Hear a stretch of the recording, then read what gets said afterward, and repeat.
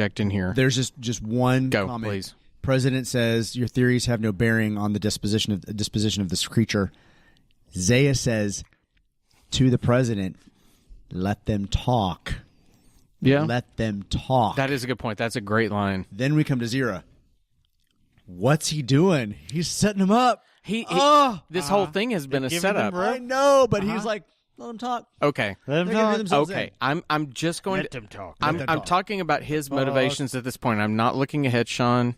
I felt like if we got the 2016 Godzilla versus Mothra, let them fight. Let them fight. A little bit. Let them talk. Okay. Let them talk. So, regardless of what you know is coming, because From you know the end of the movie, yes. because you know the pop culture beats. Mm-hmm.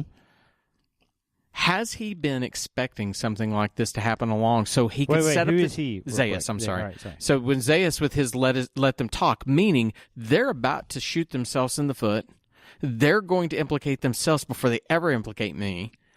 Has he been expecting this to happen at some point? That's why Zira and Cornelius are in court and not Galen, even. That's true.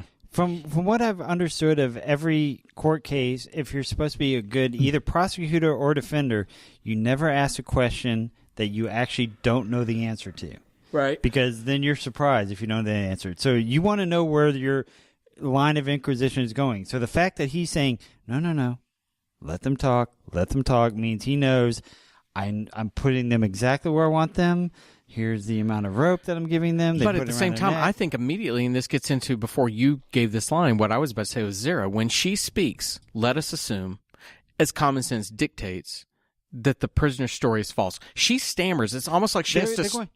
And actually, they're doing it the reverse of today. It's or the American system of let's assume that the prisoner's statement is false. No, it's always innocent until proven guilty. They're going with guilty until that person can prove themselves. Well, it's almost as though Zayas's pushing of everything has even gotten into her own mind that she has to begin with, let's assume it's false. Mm-hmm. Right, well, she has to find something that she can convince them of, right? Right. And she's already got Cornelius. She's trying to this next little line to me is she's trying to back up Cornelius, and she's trying to find a place where she can advocate for the fact that he's something unique. Her own theories about him being, evolution or whatever, but let's assume the prisoner story is false. I'm not going to entertain your ideas of aliens because I think they're ridiculous. But if he does not come from another planet, then he comes from our own. Surely he sprang from our own. Yes, sprang. And you're like, okay, she's now backing up Cornelius. Mm-hmm. She's now trying to give evidence that Taylor exists as something unique. And she's trying to dismiss anything that will not make her case relevant, which is the absurdity of aliens. Well, yeah, something unique, but yet still something as a part of their own because, yes, sprang from us. So he might be unique, but he's the mutation. Right. That doesn't mean he's not part of us. It just means something changed within him. But if we're going to look at they're making comment about evolution, when man looks at ape, if you're going to look at evolution, man ascended from ape. That it sprang from. Sprang has this idea almost like it's an offshoot. What is she saying at this point? Well, because he's a mutant? Is that what you're saying? Because man didn't spring from an ape. Their argument is they would have sprung from man. That ape sprang from man. But that's not what she says. But this man sprang from these other men, I'm assuming. See, so he sprang from our own, meaning that he's an evolution. He's an offshoot of the ape, not a human. That's what Bigfoot sprang. Well, that's what I assumed was that she was saying that he sprang from us. Oh well, I didn't know. I took it that way, and when she says sprang, what's the line, Richard? Do you have? Let us assume, as common sense dictates, that the prisoner's story is false. But if he does not come from another planet, then surely he sprang from our own. Yes, sprang from our own planet, maybe not. Maybe from our own planet. Species. Okay. I assumed it was species, and could be planet, but yeah, I could assume that, and maybe he is the evolution of man there. Yeah, but it also, if I'm talking about things that came before written scripture, it sure does say to me that you're trying to talk about evolution. That you're talking about that we came from them. So. We have Cornelius mentioning the Forbidden Zone.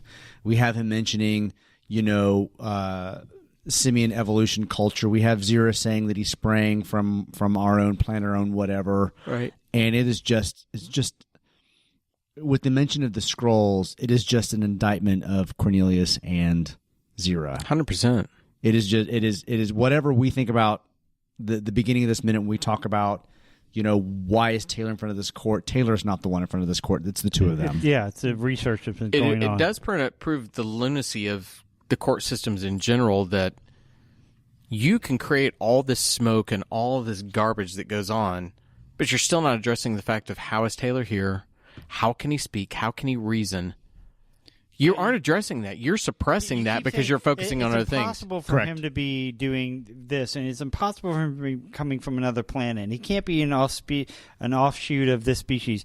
You still haven't addressed the fact that he literally can make English arguments with you, and you can't refute them. You just say it's a joke or it's a trick or something. Yeah, they're just dismissive of it's just crazy to me because the president is the only one at this point that doesn't seem to be implicated in any of Zaius's plans. True. At this point, and he is just so dismissive of the fact that a human is talking. Right. As though it's somehow still a parlor trick. Yeah. Right. Yeah. They haven't figured out where the microphone is. No, they watch him write. They watch him talk. This is not a trick. This is something he's doing. They just are trying to find any way to dismiss it. But with the prosecutor having assembled the humans outside, with Maximus having consulted with Zaius, I feel like the three of them are in on the going after Cornelius and Zira, and the president is just kind of along for the ride. Pretty much. I do have to think of something because you mentioned it being speaking English. Mm-hmm. They all speak English. They write English. They write English. What do they call it on the Planet of the Apes?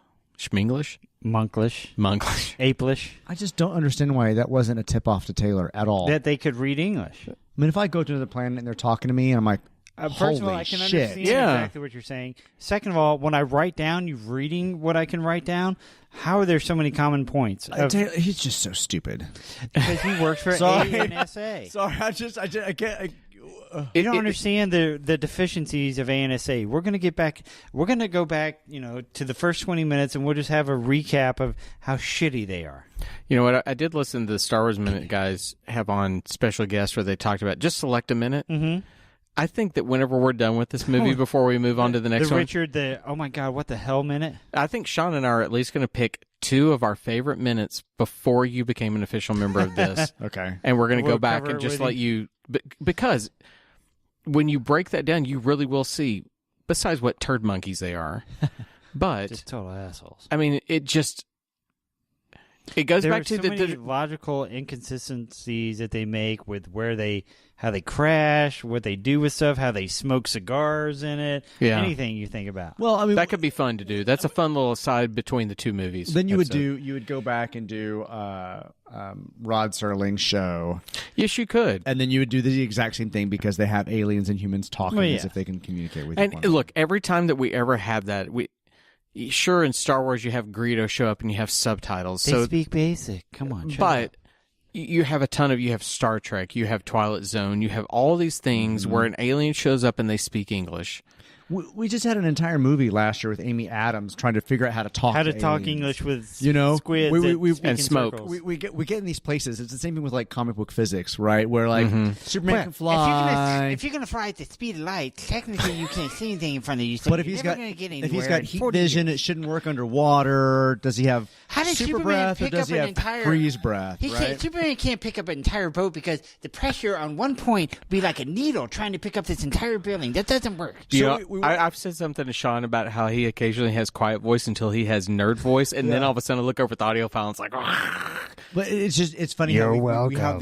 we have these levels of belief and disbelief in science fiction, and so what we're you're going to let go of, exactly. And so the idea that Taylor it's not even that the apes and Taylor are communicating; it's that Taylor hasn't processed any the fact that they're speaking English, and that is the truth. You watch these films, and they're not meant, especially a film in 1968. And I think you and I have talked about this before. Were these films? They certainly didn't ever think there'd ever be technology where you could stop it and watch it over and over again, frame by frame, second by second. It was meant to be only seen in a theater. For a couple of months, and that would be about it. At least now, if Michael Bay is going to make Transformers, he knows somebody's going to go out and they're going to watch. I don't know why, but they're going to watch it again and again and again. These films weren't meant to be that way. So it's scrutinized, unfair of yeah. us to do it. But your point may be the most on point yet. We've gone from That- scene to point to minute to... That Taylor's learned nothing. No. From everything he's seen, he's taken in nothing. He cannot make sense of it. He is the most inward character because it's always about, there was lots of lovemaking, there was lots of women, but there's no, oh shit, I'm in a place where they have locks that work with keys. Oh, Yeah. I've seen that before. We They have have guns. They have People cameras. riding horses. They talk and write in English. He hadn't figured shit out. They have a court system. Yes. They have Prosecution. religious system. They have They, religious system. they do blood transfusions.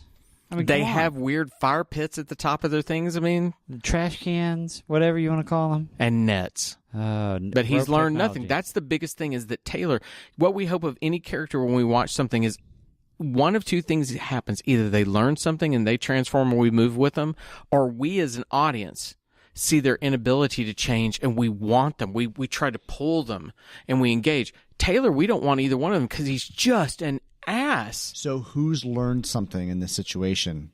Zero? Cornelius and Zira. I think so. Cornelius is actually, to me, the only one that's learned anything. Zira's not acting from a learned standpoint. She's reacting to what she believes. Cornelius has more information than Zero does because he's the True. But when you look at the character development in terms of movement, of who's actually gained intelligence, it's not Taylor. No. Oh, shit. And it's Zira and Cornelius to some level. Maybe it'll be Nova at some point. Who knows? You haven't watched the rest of the movie. I don't Hey.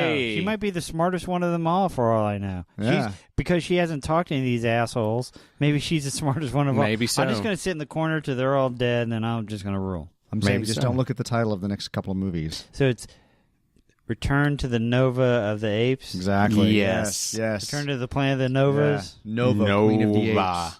Nova. Underneath the Planet of the Novas. Exactly. It's a Return whole- to the Planet of the Novas. Sean, you've wondered how you're going to make all your money. The Nova series. It's my Nuva Nova series. Friday. All right, well. All right. We have to do the Cheers. Friday. This week. Friday. Hey. All right, well, that was a good sleepover, guys. It's the Yeah, end what a of, great week together. getting close to the end of January. We're going to see November. Actually, I'm not sure if we're going to.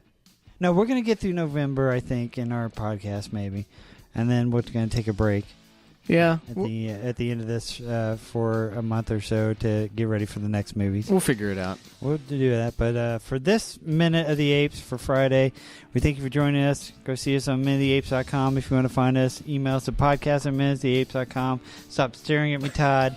Richard, I'm going to point at you just while not looking at you. All right. Hey, All our everybody, it's the weekend. Go get spraying. Yay. Yeah, everybody get spraying from the Planet of the Apes, Yeah, get bitches. spraying.